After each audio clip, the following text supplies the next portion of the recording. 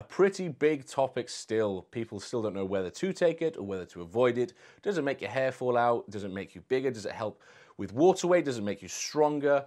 What is good, guys? Welcome back to the channel. My name is Rory Gissing, and today's video we're going to be discussing what supplements are worth taking. I personally have competed for over 2 years naturally, and now of course I am enhanced being an IFBB Pro, so I have experimented quite a bit with supplements that I wanted to invest in and which ones are worth it, which ones are not.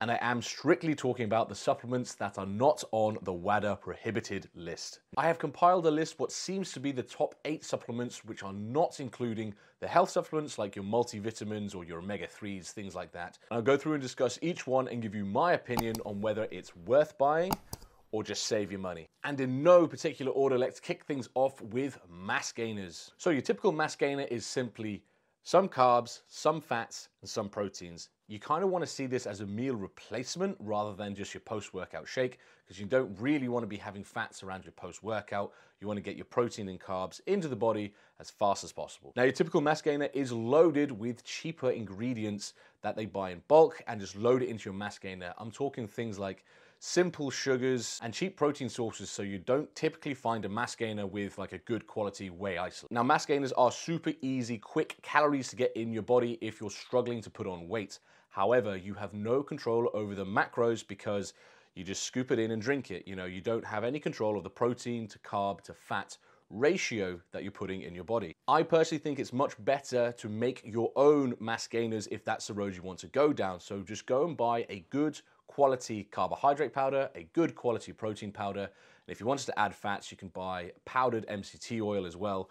And you can control your own macros and make your own mass gainers. So saying that, mass gainers, save your money. Up next, we have stimulant-based fat burners. So things which are going to help you lose weight, of course, purely marketed as a fat burner. So we're strictly talking about the fat burners where the main ingredient is caffeine. If you look at the ingredient list, you're going to be talking about green coffee bean extract, green tea extract, cayenne pepper. I know that's not a stimulant, but they seem to always load in cayenne pepper into these fat burners as well. Now, the theory in how these fat burners work is caffeine simply increases your heart rate. An increased heart rate generally means you're going to burn more calories. So that's all it's doing. It's increasing your heart rate so you can burn more calories. And that's how they are pushing this as a fat burner. So are you going to notice a difference between having a coffee or having a fat burner when it comes to losing weight?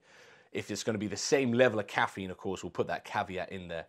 No, I don't believe you will. I mean, there are some ingredients which can be present in fat burners which will help you lose more weight, but I'm talking strictly the caffeine side of these high stimulant fat burners which don't have the natural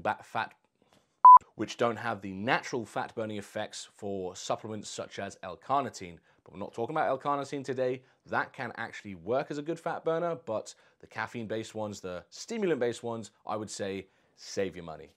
EAAs, essential amino acids, you must have heard of these by now. It's a supplement you would take either during, before, or even after your workout, and it helps with rebuilding muscle tissue. It helps actually prevent the muscle tissue breakdown during the workout, and it can give you a little boost of energy. I personally like to take these during the workouts as I want to be having a high level, constant supply of amino acids in the bloodstream throughout my entire workout. So I'll sip on it in my water bottle throughout the whole workout. EAAs have been proven time again, and I also find this with my own personal experience that it does help with recovery and prevents muscle breakdown when you're in a deficit. So I would say these are definitely worth investing in. So what about BCAAs? Only about 5 years ago, EAAs were quite a small thing, and BCAAs, it was all the rage. Everyone was talking about the BCAAs. You need to have these during your workout, before your workout, after your workout. Put it in your protein powder for extra recovery and, again, extra muscle growth. Now, BCAAs stand for branched chains amino acids. These are only 3 of the amino acids in the full essential amino acid spectrum. So the essential amino acids is 9 amino acids. The BCAAs are 3 of those 9 amino acids. And it has been shown that the EAAs are more effective than BCAAs. So even though that it's leucine that is the main driver for your mTOR pathways and muscle growth, you still need to have a full spectrum of EAAs to reap the full benefits. So when it comes to BCAAs versus EAAs, I would say save your money on the BCAAs and get EAAs. Okay, if EAAs are that good and it's all your essential amino acids, what about protein powder? Is that now redundant? In my opinion, no. Protein powder still has a place because essential amino acids is the individual amino acids, whereas protein powders are still long chains and your body still needs to digest them, again, mimicking what you see naturally in nature, and I'm a big believer that will go further. Now, although I am an advocate for eating more rather than having more protein shakes, have more chicken, have more steak, have more eggs, have more fish, have good quality protein sources will get you better results than just a protein powder. However, protein powder is still very fast and digestible, so it's so super easy to just bring to the gym with you, have a shake, and top up your protein levels and your amino acid levels in the bloodstream. So there's a huge array of these protein powders. You have casein, you have milk isolate, whey concentrates, hydrolyzed whey isolates. There's so many different types. And the best one for you is going to depend on why you're taking it and at what time you're taking it at. So of course, casein being the very slow digesting protein, all the way up to the highest, or the fastest I should say, digesting protein being your hydrolyzed whey isolate. I'm not the biggest fan of concentrates. I much prefer the whey isolate. One is just digestibility, and two, it is just the amount of protein you get per 100 grams is far superior. So you're talking, you could be like 65 grams per 100 up to pretty much 85 grams per 100 if you're using a whey isolate or even hydrolyzed whey isolate. But overall, because of the simplicity and the easiness and the flavor of some of these protein powders, I would definitely say it's worth buying, it's worth investing in, so I'll put it in the buy category. Creatine, a pretty big topic still. People still don't know whether to take it or whether to avoid it. Does it make your hair fall out? Does it make you bigger? Does it help with water weight? Does it make you stronger? When you come off creatine, do you lose all your gains? So it's hugely debated among the fitness community. However, with my experience and generally matching it with the science that it's backed by, I would say creatine is definitely worth buying. Why? Well, the pros are you get stronger in the gym over certain rep ranges. So your lower end rep ranges, you can generally get more reps because that's what creatine does. It's an energy source. You can get the tiniest amount of water weight with it, yes. However, you're talking minimal amounts. I can still take creatine up until the week before my show and look dry as a bone, no water weight, because creatine really doesn't affect your water weight as much as you think or as much as it's perceived on social media. You have to be very unfortunate for creatine to make your hair fall out. I'm not going to sit here and say that's not a thing, but it's so rare. I've never come across it. I've never known anyone personally that's done it. It's actually something else they're taking, a bit more of the hardcore stuff that's making the hair fall out, but they're just blaming it on creatine. All creatine is providing your body with an energy source so you can perform more reps when you're in the gym. Now, of course, when you perform more reps, you're providing the body with a better stimulus for the muscle to grow. So you are growing naturally. Like, this is solid muscle growth.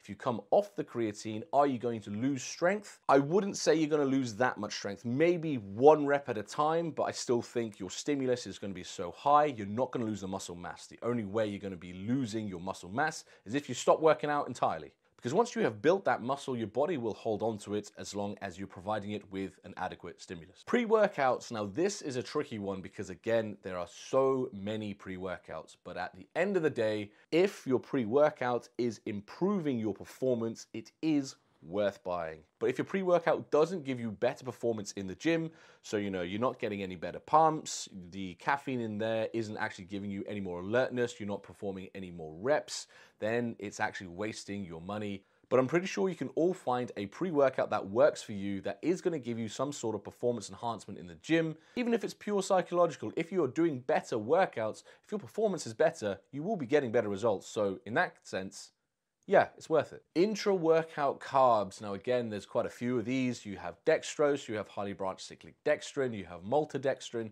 There's quite a few different ones. I personally use highly branched cyclic dextrin, which is also known as cluster dextrin. I choose to use that one over everything else because it's very fastly digestible, it doesn't bloat me, and it keeps my blood sugars stable, which is an added benefit. The purpose of intra-workout carbs is again for performance enhancement, so it keeps your energy levels high and topped up throughout the whole workout because you'll be burning through your muscle glycogen every time you perform a lift. So you want to keep your muscle glycogen topped up the whole time. Or saying that, I'm pretty sure it's just the glucose in the bloodstream because I think your muscle glycogen stores take like hours to get topped up from when you ingest the carbs for it to actually be loaded into the muscle glycogen. So I'm pretty sure it's actually just having the glucose in the bloodstream, which is the performance enhancing aspect of having intra-workout carbs. Nonetheless, it is liquid energy, so towards the tail end of your workouts, when you feel like you're about to burn out, this is where the intra-workout carbs can really play an important role, just giving you a constant energy supply throughout the whole workout. Again, you will get better results from the workout if your performance is higher, and intra-workout carbs do just that. They improve performance. So yes, I would say worth buying. So there we have it. That's my review of these 8 supplements. If you want me to review a specific one, let me know in the comments. I might be able to throw it into the next video, or if you want me to do the health supplements, which ones are worth it, which ones are not, again, let me know in the comments. Guys, if you like this video, I'd appreciate smash the like button and drop a comment. And if you haven't subscribed already, make sure you subscribe so you don't miss out on any future content. My name is Rory Gissing, and I'll catch you guys in the next video.